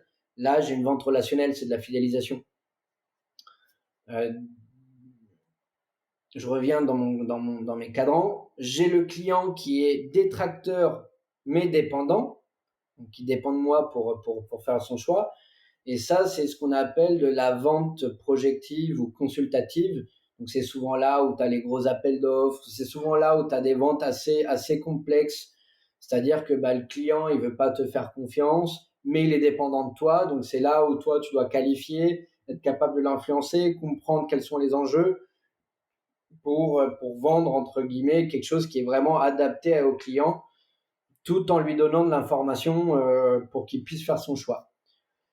Et enfin, le dernier carré qui est le client qui est dépendant de toi, mais qui est favorable. Et c'est là, souvent, on retrouve les ventes d'expertise. Donc, moi, ça m'arrive souvent, par exemple, quand je fais de la vente de travaux clés en main. Bah, la vente de travaux clés en main, surtout quand tu es une entreprise, bon, d'Avetis, on fait un certain chiffre d'affaires, mais on a besoin d'une vente d'expertise parce qu'il faut démontrer on est extrêmement compétent sur un sujet X et justement, on va amener des sujets au directeur technique en face, qui va lui permettre de réfléchir. Et le mec, en fait, on est dans un contexte qui est relativement favorable. Ouais. C'est le cas quand tu fais du coaching auprès de dirigeants, par exemple, ou des prestations de services. Souvent, c'est de la vente d'expertise. Moi, enfin, c'est quand j'ai un consultant qui va m'accompagner sur une mission, c'est que souvent, entre guillemets, excuse-moi, j'utilise une expression, il m'a mindfucké, je sais pas comment le dire autrement. Il m'a montré un pain point que j'avais chez moi. Il me dit, attends, t'as ça. Et puis en fait, c'est le mec en discutant avec moi qui est expert du sujet. Et puis il m'a torturé sur un truc. Je me dis, ouais, putain, il faut que je lui passe une commande pour qu'il m'accompagne sur ce sujet. Ah, ça, c'est de la vente d'expertise. Ouais. Et des fois, dans un créneau très ponctuel, tu as besoin de vente d'expertise. Quand tu vends du logiciel, globalement, c'est une vente qui est plutôt projective. Mais à un moment donné, tu vas devoir faire peut-être une maquette ou une démo à quelqu'un. Et là, c'est une vente d'expertise sur une des étapes. Oui, c'est ce que je retiens de ça qui me paraît très, très nouveau par rapport à ce que j'avais en tête. C'est qu'en fait, c'est pas forcément ton offre ou ta stratégie commerciale qui est comme ça peut être telle étape de ton processus commercial. Et je peux assez facilement imaginer un truc où effectivement tu as à la fois de la fidélisation des opérationnels de l'entreprise avec qui tu travailles, qui te permet d'être embarqué dans l'appel d'offres, mais l'appel d'offres lui-même c'est de la vente projective et, euh, et du coup derrière ça tu gagnes un marché, mais après tu travailles avec des opérationnels sur ce marché-là avec lesquels il faut que tu re-rentres soit en vente offensive parce que ils se défient de toi, et puis après, il faut que une fois que tu as craqué le rendez-vous, il faut que tu repasses en vente d'expertise. Donc ça plaide quand même l'idée que, parce que à moins d'avoir un super couteau suisse, j'imagine que c'est difficile de passer, d'être bon dans tous les cadrans. Évidemment. Donc ça plaide pour avoir effectivement une organisation commerciale qui met plutôt des personnes là où elles sont adaptées et qui maillent le truc, quoi. Ça Ouais, peut être alors un des sujets de la stratégie commerciale, peut-être. je vais quand même amener un laïus. Effectivement, tu as bien compris, au début, on fait tout. Derrière, il faut se dire, dans mes étapes de mon processus, quel est le meilleur profil pour, et ça permet aussi de définir quelle va être ta stratégie, quelle personne à quel moment. Il faut aussi se dire qu'une personne n'est pas dans un cadran Hmm. uniquement. C'est-à-dire que moi, j'aime souvent dire une personne, entre guillemets, il est un peu dans tous les cadrans, mais il est un peu plus dans un, donc je vais avoir quelqu'un qui est, entre guillemets, beaucoup plus assertif, mais il est quand même capable d'avoir un peu de relationnel. Si tu veux, tu Oui, n'es pas blanc ou noir, tu es gris avec une dominante. oui. En tout cas, déjà, c'est intéressant parce que ça permet d'en prendre conscience et de se dire, tiens, à telle étape, de toute façon, en fait, il n'y a rien à vendre, on entretient la relation, et au contraire, à telle étape, ce qu'il faut, c'est pas mettre un commercial, c'est mettre un consultant ou un expert, machin, etc. Ok. Et tout ça, alors attention, tout ça, c'est là où, quand on dit que globalement, ça reste une vente projective, puisqu'on est en vente valeur, tout ça est piloté par un commercial qui fait le lead management, qui va aller chercher les bonnes personnes, les bonnes ressources au bon moment dans son processus. Et Ouais, c'est une personne qui doit être accountable, qui doit gérer ouais, le tout. Hein. oui, Et oui, les oui, ok. ressources l'aident Ouais, dans ce processus-là. Et ça me permet de boucler la boucle, d'où la nécessité d'avoir au début bien mappé, cartographié tes différentes propositions de valeur pour bien comprendre le processus de vente, les étapes. Parce qu'une fois que tu vois ça, en fait, je te dis, une entreprise a peut-être 5 ou 6 ou 7 propositions de valeur en parallèle, ça va te permettre de comprendre comment tu vas. Alors, quels vont être les go-to-market que tu vas mettre en place pour chacune de ces propositions de valeur? Quel va être le processus de qualification des pistes commerciales? Quel va être le processus de vente pour ces propositions de valeur? Et derrière, tout de suite, entre guillemets, tu as l'impression de regarder le truc d'en haut où tu comprends. C'est là où le commerce devient quelque chose qui à l'origine était fluffy, où on a tous l'impression d'être nul, à quelque chose où en fait un vrai directeur commercial te dit non mais la vente c'est mécanique, ça devient une mécanique, c'est rodé. C'est cette prise de hauteur qui permet de voir ça. Ok. Et du coup, avec tout ça, on a l'ensemble de la stratégie commerciale. Bah, on pourrait, non, et on pourrait amener plein de sujets, mais je pense qu'on pourrait faire honnêtement, Damien, un podcast de à peu près 8 heures, voire plus. Il y a même des formations qui mettent 5 ans hein, dans des écoles. Mais non, non, il y a plein de sujets. On pourrait amener comment est-ce qu'on adapte les propositions de valeur en fonction de la phase, entre guillemets, d'un marché. Est-ce que le marché est plutôt en phase d'évangélisation? Donc, on va être plutôt dans un type de vente. Est-ce qu'il est en maturation ou est-ce qu'il est en saturation? Où là, bah, il faut, entre guillemets, piquer des clients à l'autre. Donc, ça évidemment impacte ton processus de vente et donc ta stratégie commerciale. Ça, il faut l'avoir en tête. On peut parler évidemment de techniques de qualification. Tu as plein de techniques de qualification, que ce soit au niveau des personnes, que ce soit, enfin, en gros, qualification, qu'est-ce qui est important, c'est quel est le besoin, c'est quel est le trigger surtout, pourquoi est-ce qu'il va faire quelque chose là maintenant. Et ça, il Le faut le comprendre. déclencheur, Qu'est-ce oui. qui pousse le déclencheur? Voilà, exactement. Quel est le budget, qui est le signataire et pour quand est-ce que ça doit être fait. Hmm. Tant que tu n'as pas ça, moi, quand je discute avec un commercial et qui n'est pas capable de me répondre à une de ces questions, bah, ton business, je le vois pas pour l'instant, il est flou, il n'y a pas de commitment dessus. Et si tu n'es pas capable de me donner ça, c'est que ça reste du fluffy commercial, quoi. Hein. Alors pour revenir sur, on pourrait faire 8 heures, mais du coup je prends quand même ce que tu viens de dire, ça complète un peu le paysage, mais oui, de toute façon je peux pas avoir l'ambition dans un podcast qui fait moins d'1 heure et demie d'avoir fait l'équivalent d'une formation commerce de plusieurs années. Ça c'est sûr. Moi le propos dans Mine Mentor c'est déjà de dire tiens, donner les grands repères à une dirigeante ou un dirigeant pour se dire ah mais en fait ce sujet-là je l'avais pas compris, je le traite mal et du coup il faut que je m'en occupe et où il faut que je me fasse aider et où il faut que je recrute quelqu'un, etc. Et donc si je retiens là, il y a quand même un sujet dans ce que tu nous as amené qui était cette idée de dire bah en fait peut-être que vous avez une ou des offres, mais surtout vous avez des propositions de valeur. Est-ce qu'elles sont bien identifiées? C'est-à-dire, est-ce que vous savez qui sont vos clients, qui achètent quoi, pour quelles raisons?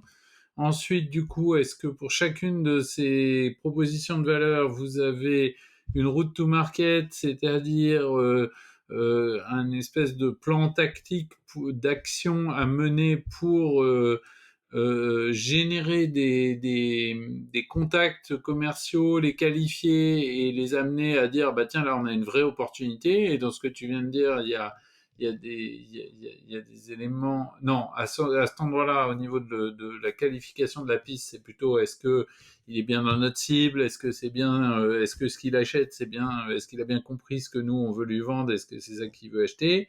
Ensuite il y a le du coup toute la structuration du processus commercial avec les différentes étapes par lesquelles on fait passer le client et l'opportunité pour que ça devienne un client, justement. Et donc, dedans, il y a déjà effectivement vérifier que cette opportunité en est vraiment une et qu'elle justifie l'effort commercial qu'on va faire pour la gagner. Et puis, du coup, il y a aussi le pilotage de tout ça et des opérations quotidiennes dont on n'a pas beaucoup parlé parce que je pense que c'est plutôt du management des équipes commerciales. Mais je retiens quand même de ce qu'on a dit, c'est que euh, un bon commercial, il doit finalement concentrer sur son énergie à gagner les bonnes opportunités et donc pas s'éparpiller à en avoir 50. Et par ailleurs, ça veut dire qu'il doit aussi maîtriser son processus commercial et identifier à quel moment il a besoin de quoi ou de qui dans l'entreprise pour mettre en face du client les bonnes personnes, les bonnes ressources, et donc il doit agir un peu en chef de projet de la réponse de l'entreprise à la demande, quoi, c'est ça? Tout à fait. Et tout ça est dans un book qui doit décrire ta stratégie commerciale globale. Et effectivement, on n'a pas beaucoup parlé du management quotidien des équipes, mais ça fait partie de ta stratégie commerciale, qui est de te dire tous les combien je fais des revues de pipe avec les commerciaux, tous les combien je fais une analyse de la qualité des leads pour valider. Et tu peux aller entre guillemets, excuse-moi, dans l'ultra détail, te dire tous les combien je fais une relance, tous les combien. Tout ça, ça, ça peut faire partie de ta stratégie commerciale. Par contre, ce qui est important, c'est que tout ça doit être écrit dans un document euh, qui, qui, qui est évolutif, évidemment. Alors, c'est Mais tu me tends une perche, parce que j'allais te dire, tous les combien de temps tu revois ta stratégie commerciale? à chaque fois que je vois le doc et que je me dis, putain, ça représente plus la réalité, il faut que je le prenne et il faut que je prenne du temps pour la réécrire.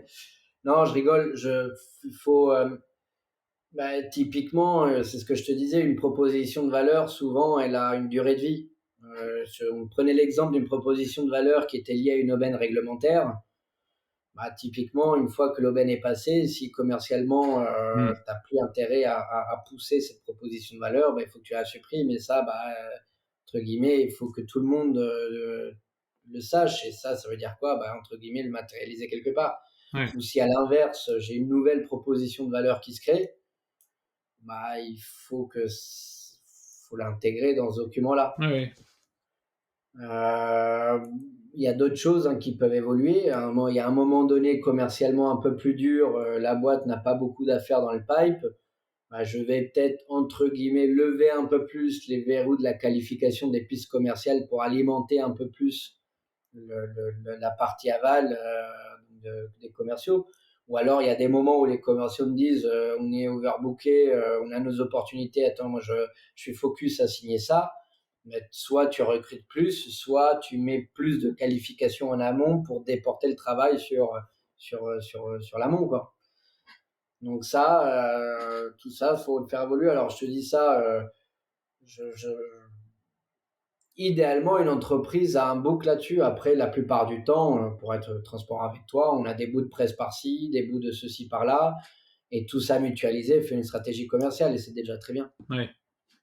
Euh, euh, j'ai, j'ai, j'ai le sentiment que, à défaut d'avoir un book dont le risque, c'est qu'effectivement très vite il soit obsolète, euh, le minimum, c'est que quand le travail a été fait, il se soit traduit dans les supports du process, c'est-à-dire à la fois dans les documents types ou les mails types à faire ou à produire à tel endroit, dans le calendrier d'événements qui vont avec, dans le CRM et les étapes de qualification qu'on met dans le CRM, dans le reporting de suivi qu'on fait, euh, et que, à défaut d'avoir le book, si tu as ces différents éléments qui sont en place, ils constituent en eux-mêmes des formes de contrôle de mise en place de la stratégie, puisqu'ils la matérialisent Ouais. opérationnellement, quoi. Et excuse-moi, je reviens à autre sujet. Moi, je sais que euh, chez Damétis, à minima, tous les 6 mois, je refais un travail sur les propositions de valeur pour me demander est-ce que c'est toujours les bonnes. Je regarde un peu les contrats et puis je vois entre guillemets, tiens, on commence à perdre des opportunités commerciales ici, là, là, là, et je me dis, tiens, pourquoi est-ce qu'on les a perdues et est-ce que c'est pas justement une nouvelle proposition de valeur que je dois construire. Ouais. Donc cette notion de quelles sont les propositions de valeur, c'est peut-être le plus important. Et ça, c'est pas le commercial qui va le définir. Le commercial, il doit être capable d'adapter une proposition de valeur par rapport à un besoin client, mais on doit donner les éléments des propositions de valeur aux commerciaux. C'est de la Euh, stratégie. exactement. Ouais. Il faut lui donner, les éléments pour que lui puisse s'adapter et puis ces propositions de valeur, elles doivent apparaître quelque part, elles doivent être marketées, il doit y avoir des éléments de langage, il doit y avoir des supports de communication avec des présentations, et puis surtout, il doit y avoir un document interne qui les explique et qui définit, pour qui, comment et ça, pour le coup, c'est peut-être l'élément le plus important. Après, ce qui va définir les funnels de qualification de lead, la partie marketing opérationnel, la partie go to market, enfin tout ça, c'est ce qu'on appelle le plan marketing intégré. Le processus de vente, bah, on peut pareil avoir un espèce de document interne qui c'est souvent on a des guides de CRM, bah, ça permet d'expliquer ça. Donc, la plupart du temps, il y a plusieurs choses qui existent. Idéalement, il faut les regrouper quelque part et commencer par cette notion de proposition de valeur. Quand on a ce regard proposition de valeur et qu'on sait que il faut mettre en place des go-to-market qui sont définis pour une proposition de valeur, qu'il y a un processus de qualification de la piste commerciale pour une proposition de valeur et qu'il y a un processus de vente pour une proposition de valeur, déjà, tu es beaucoup plus mature que 70% des entreprises que j'ai rencontrées. Bah, ça sera déjà pas mal. On arrive au bout de notre créneau horaire, donc je trouve que c'est une bonne façon de conclure et une bonne ambition. Tu vois, je me dis être parfait, c'est toujours un peu compliqué. Moi, j'ai fait à une époque du lean et on disait de prendre le plus gros problème et essayer déjà de le réduire de moitié. Et puis ensuite, tu recommences. Et soit c'est toujours le même problème qui est le plus gros problème, soit c'en est un autre. Et puis par rabots successifs, tu améliores les choses. Bon, ben là, si déjà on peut être mieux que 70% des entreprises sur la structuration commerciale, ça sera déjà super. Et après, on refera un autre épisode plus tard pour les gens qui sont déjà bons et qui veulent devenir encore meilleurs. Euh, Je conclurai moi en disant, il faut se faire accompagner. ouais. Moi, j'ai mûri commercialement parlant parce que j'ai été bien accompagné. Je conseille alors déjà les gens qui ont écouté ce podcast, c'est un bon démarrage parce que ça donne des clés de compréhension. Mais j'incite vivement tous mes collègues dirigeants à se faire accompagner sur ces sujets parce que c'est des sujets qui on peut effectivement faire beaucoup nous-mêmes en lisant, en écoutant des podcasts, mais c'est toujours intéressant d'avoir un regard extérieur. C'est comme ça que moi j'ai mûri, donc c'est en tout cas ce que j'espère, ce que je peux souhaiter pour les autres. Super. Eh ben, écoute, justement, tu me tends une perche puisque traditionnellement, pour conclure ces interviews de 1000 mentors, je demande toujours à mes invités quelles seraient, si tu avais trois ressources essentielles ou indispensables à suggérer à des entrepreneurs, dirigeants comme nous. Alors ça peut être relatif à la stratégie commerciale ou ça peut être relatif au métier de dirigeant entrepreneur. Euh, et par ressources, ça peut être un livre, une boîte, un événement, un podcast. Bon, en plus de 1000 mentors, mais enfin nos auditeurs écoutent déjà 1000 mentors. Donc ça, c'est déjà coché dans les ressources indispensables. Qu'est-ce que toi, tu suggérerais si tu avais trois recos à faire par exemple, un, un- un entrepreneur que tu rencontres et qui a démarré il n'y a pas très très longtemps la création ou la reprise d'une entreprise et tu dis, ah, il faut absolument que...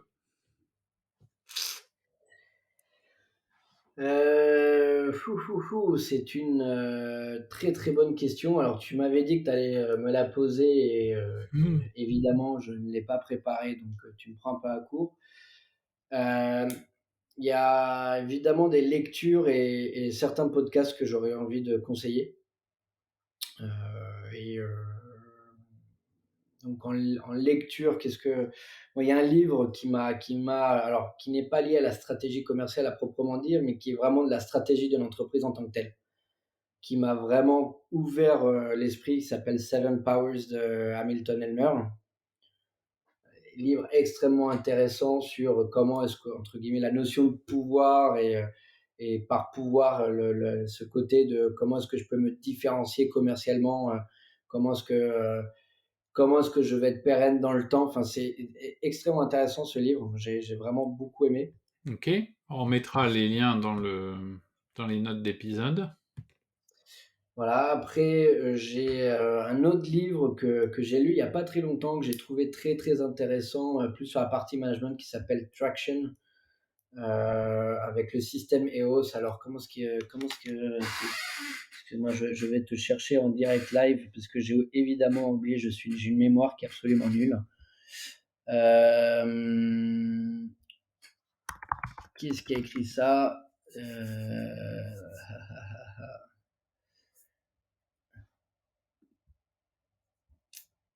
Je vais te le donner.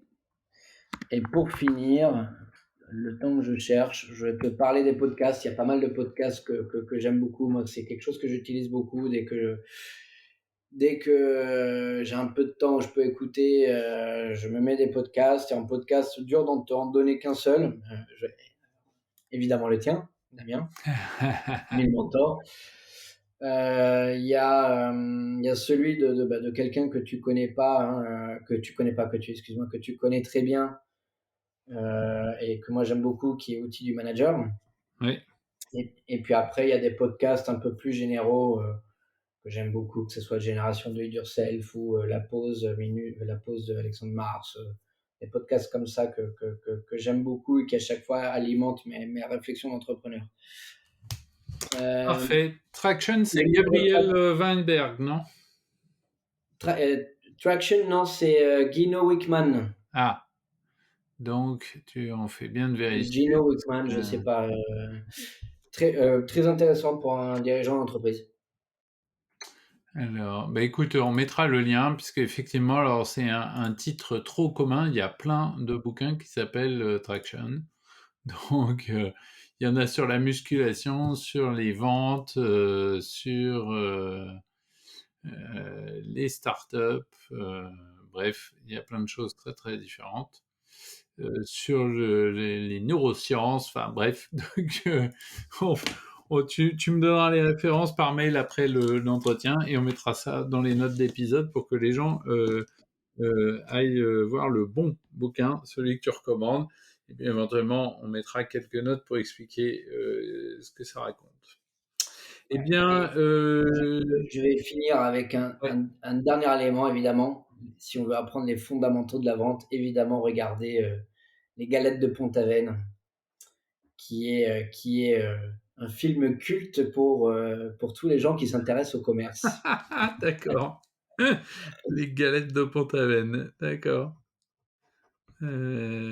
Écoute, je crois qu'en fait, je l'ai jamais vu avec Marielle, qui est pourtant un extraordinaire acteur, mais pour l'instant, les galettes, pour moi, ça renvoie plus à un truc, à un goûter d'enfance que- qu'un film.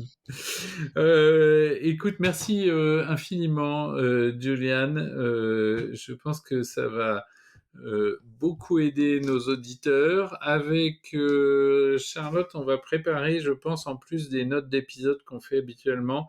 Là, j'ai très envie que on essaye de faire un petit récap, un document récap des idées clés que on enverra à nos abonnés et qui sera dispo en téléchargement pour les gens qui sont pas encore abonnés.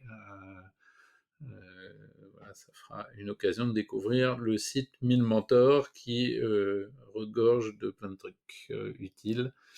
Voilà, et comme ça, on va ouvrir un peu une petite rubrique de fiches pratiques. Ça sera très bien. Merci infiniment. Je te souhaite beaucoup de bon business et beaucoup de plaisir à développer d'Amétis. Je nous souhaite, à toi et à tous les auditeurs, et puis à moi, Oui, c'est ça. C'est un peu j'ai mis du temps à trouver quel était exactement le projet de 1000 mentors. C'est au départ, je me dis: «Ah, il y a tellement de chefs d'entreprise comme moi qui galèrent sur tellement de sujets, alors qu'il y en a d'autres qui savent et on peut peut-être, organiser le partage de la connaissance». Mais la finalité, c'était quoi? Et j'ai fini par, identifier que mon sujet, ma mission, c'était que, je voudrais que tous les entrepreneurs kiffent leur boîte et donc voilà, apporter un peu de connaissances, c'est ma contribution à aider les gens à prendre plaisir à diriger. Et donc je te souhaite beaucoup de plaisir, je nous souhaite beaucoup de plaisir, je vous souhaite à tous nos auditeurs que je remercie de nous avoir suivis jusque-là, beaucoup de plaisir à diriger nos boîtes. Voilà, sur ce, bonne soirée, Merci Damien. à vous Cognac G. Une dernière chose avant de nous quitter, j'ai besoin que vous m'aidiez car le plus difficile dans le podcast, c'est de se faire connaître. Il n'y a ni moteur de recherche, ni annuaire de référence, tout se fait par le bouche à oreille et les recommandations. Du coup, j'aimerais que vous fassiez 2 choses pour moi. Premièrement, mettre une note 5 étoiles dans votre appli de podcast. L'idéal, c'est si vous mettez également un commentaire pour dire ce qui vous a plu, en particulier si vous utilisez Apple Podcast, qui en tient beaucoup compte pour faire des recommandations. La deuxième chose, c'est de partager. Si vous trouvez 3 ou 4 personnes dans vos amis ou collègues qui devraient écouter cet épisode, envoyez-le leur. Si vous voulez, j'ai même préparé des petits extraits pour partager sur les réseaux sociaux. Vous les trouverez sur le site, à la page de l'épisode. Merci beaucoup de votre soutien et à très vite. Je vous donne rendez-vous dans le prochain épisode où on débriefera cette interview avec mes amis Christelle, Clémentine, Marc et Antoine pour faire quelques cas pratiques. Pensez à bien vous abonner au podcast pour ne pas rater la sortie.